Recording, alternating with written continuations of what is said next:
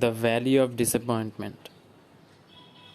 Content ক্রিয়েটরদের ক্ষেত্রে একটা ইন্টারেস্টিং ব্যাপার হলো যে আপনার ট্র্যাকশন ডিপেন্ড করে একটা বেল কার্ভের মতো। বেল কার্ভ জিনিসটা কি? সাপোজ একটা ঘন্টার কথা চিন্তা করেন, ঘন্টার এজ সাইড দিয়ে আপনি শেপটা চিন্তা করেন। ফার্স্টে নিচে দিয়ে কি হয়, এটা চিকন থাকে, দেন এটা আস্তে আস্তে মাটি বরাবর আসে, দেন হঠাৎ করে উপরে যায়, তাই না?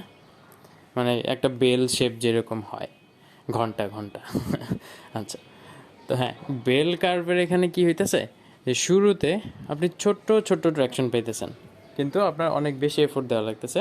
দেখবেন যে এটা মাটির সাথে লেগে অনেক দূর পর্যন্ত যেতেছে, তাই না? মানে তেমন বেশি রাইজ হচ্ছে না।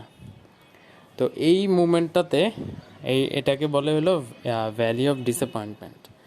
এইখানে আপনি অনেক বেশি ডিসঅ্যাপয়েন্টেড হয়ে যাবেন আপনি যদি নাম্বারের দিকে তাকান, আপনি যদি ভিউজের দিকে তাকান, বা আপনি যদি ওই রেভিনিউর দিকে তাকান। কিন্তু এই ডিসঅ্যাপয়েন্টমেন্ট যদি আপনাকে পায়ে বসে অ্যান্ড আপনি যদি বন্ধ করে দেন ক্রিয়েট করা, দেন আপনি আর ওই যে এক্সেলারেশন পয়েন্টে যাইতে পারতেছেন না, যেখানে বেলের মধ্যে শেপটা ডাইরেক্ট উপরে উঠে গেছে, তাই না? দেন আবার আস্তে আস্তে কিন্তু বেলের যে একবারে মাথায় যায়, হ্যাঁ, তখন কিন্তু আবার শিথিল হইতে থাকে জিনিসটা, অত বেশি গ্রোথ হয় না, তাই না?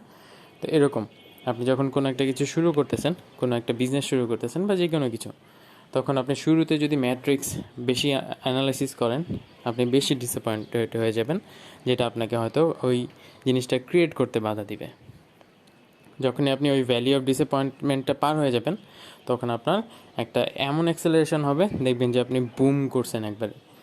তো ওই জায়গাটা পর্যন্ত অনেকে যাইতে পারে না, অনেকে ডিসঅ্যাপয়েন্টমেন্টের মধ্যে পড়ে ওইটা ছেড়ে দেয়। অ্যান্ড যারা ছেড়ে দেয় ওরাই অ্যাকচুয়ালি লুজার।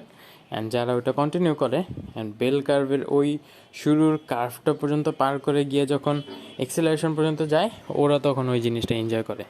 হ্যাঁ, তখন একটা সার্টেন লেভেল পর্যন্ত গ্রোথ অনেক তাড়াতাড়ি হয়, দেন একটা সার্টেন লেভেলে গিয়ে ওই গ্রোথটা আবার স্লো হওয়া শুরু হয়, একটা বেলের যেরকম শেপ থাকে ওই শেপের মতো।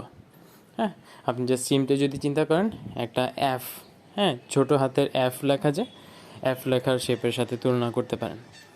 নিচে শেপটা আস্তে আস্তে কার্ভ হতে হতে হঠাৎ করে উপরের দিকে চলে যায় ডাইরেক্ট, দেন আস্তে আস্তে আবার স্মুথ হইতে থাকে মাথার ওই দিকে গিয়ে, তাই না?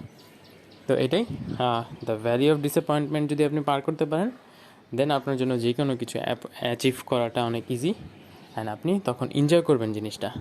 কিন্তু আপনি যদি ম্যাট্রিক্সের দিকে শুরুতেই তাকায় থাকেন, দেন আপনার ওই ডিসঅ্যাপয়েন্টমেন্টই আপনাকে পায়ে বসবে, and you'll be nowhere. তাই ওভারঅল এটাই শেয়ার করার ছিল। কথা হবে নেক্সট পডকাস্টে। বেস্ট অফ লাক অ্যান্ড আল্লাহ হাফেজ।